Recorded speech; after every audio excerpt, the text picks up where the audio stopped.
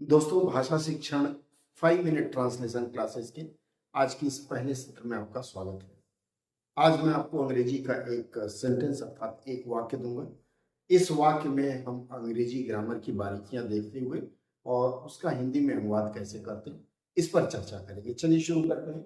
देखिए, सबसे पहला जो वाक्य आपको दिख रहा है यह वाक्य है, vitamin D is a fat soluble and is important for muscles, immune system and cell growth, but our requirement can easily be met with sunlight. देखिए, कभी भी कोई भी आप ट्रांसलेशन करने जाते हैं तो सबसे पहले आपको सेंटेंस फॉर्मेशन अर्थात वाक्य संरचना की जरूरत होती है। और वाक्य संरचना की अगर हम बात करें,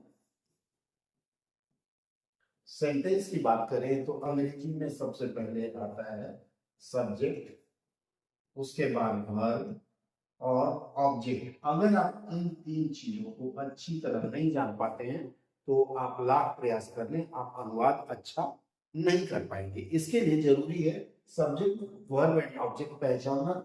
हिंदी में अगर जाते हैं, हिंदी में अगर वाक्य संरचना करें तो इसमें कर्ता, कर्म और क्रिया, इस फैशन में आप हिंदी और अंग्रेजी में अनुवाद करते हैं।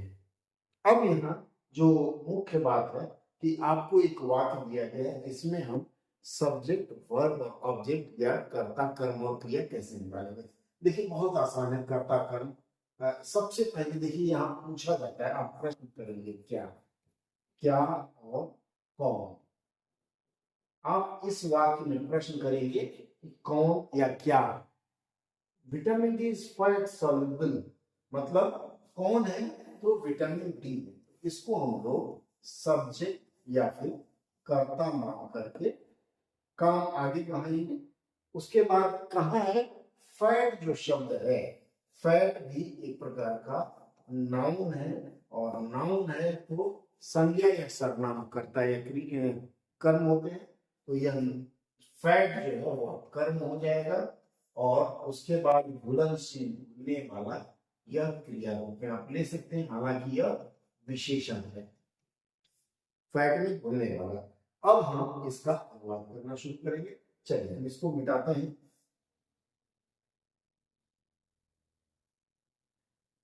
अब हम अपने से प्रश्न करना शुरू करते हैं कि फैट soluble क्या है तो विटामिन डी। विटामिन डी को हम हिंदी में भी विटामिन डी लिखते हैं, विटामिन और डी। विटामिन डी क्या है, इज फैट soluble। फैट का मतलब होता है वसा। यहां सामासिक शब्द है, वसा घुलनशील, हाइफन दे देंगे,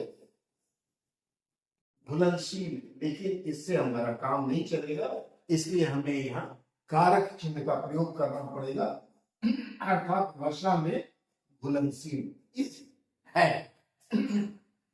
है। अब एक चीज ध्यान दीजिएगा, वाक्य को खूबसूरत बनाने के लिए विटामिन डी वसा में घुलनशील है की जगह हम प्रयोग करेंगे होता है। वाक्य की खूबसूरती बनाए रखने के लिए हम होता है का प्रयोग करेंगे। तो विटामिन डी वसा में घुलनशील होता है। उसके बाद एंड, देखिए ये जो एंड है, ये सब चीजें योजक चिन्ह के रूप में हम प्रयोग करते हैं। योजक का मतलब है या तो दो वाक्य को जोड़ा या दो शब्द को। तो यहाँ दो वाक्य को जोड़ रहा है, तो यहाँ लिखेंगे और इंपॉर्टेंट फॉर मसल्स। एक चीज ध्यान रखिएगा, कॉमा लगा के कई शब्द एक साथ, कई संज्ञा एक साथ जब लिखे जाते हैं तो उनको अनुवाद में भी हम एक जगह रखते हैं। इसका मतलब है किसके लिए, इंपॉर्टेंट फॉर किसके लिए, फॉर के बाद जो शब्द है वो पहले आएगा। तो मसल्स, मसल को लिखते हैं मांस पेशी, मांस पेशी, लेकिन मसल्स बहुवचन में है तो यहां लिखेंगे मांस पेशियों को, comma immune system. Immune system को कहते हैं रोग प्रतिरोधक, रोग प्रतिरोधक प्रणाली। और क्या है, एंड सेल ग्रोथ, और सेल का मतलब होता है कोशिका, कोशिका ग्रोथ का मतलब क्या होता है? वृद्धि या विकास होती है, लेकिन यहाँ वृद्धि होगी। क्या है? इंपॉर्टेंट, कोशिका वृद्धि यहाँ के लिए। इंपॉर्टेंट का होता है महत्वपूर्ण, महत्वपूर्ण है। अगला है बट। बट का मतलब होता है पर। ये सब संयोजक या फिर योजक के रूप में प्रयोग होता है, जो छोटे छोटे वाक्यों को जोड़ करके बड़ा वाक्य बनाती है। Our requirement can easily be met with, पर हमारी, अब देखिए यहाँ हमारी पर, हमारी आवश्यकता, रिक्वायरमेंट का मतलब होता है आवश्यकता, मेट का मतलब होता है की पूर्ति, आवश्यकता की पूर्ति किससे?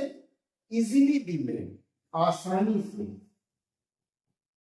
आसानी से किससे हो सकती है? सनलाइट, सूर्य की रोशनी से हो सकती है।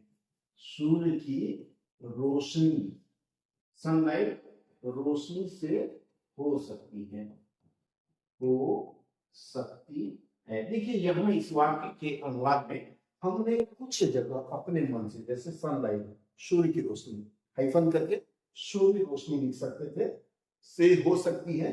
तो जब भी आप अनुवाद करने जाएंगे तो अनुवाद का यह पैटर्न यदि आप फॉलो करते हैं, जैसे मैंने बताया, बड़े वाक्य को छोटे छोटे टुकड़े करिए और फिर उनको सम्मिलित करके एक वाक्य बना दीजिए। आज की चर्चा में इतना ही। कल जब मैं चर्चा करूंगा आपके साथ तो मैं बात करूंगा कि इसमें टेंस अर्थात काल को किस रूप में प्रयोग करते हैं।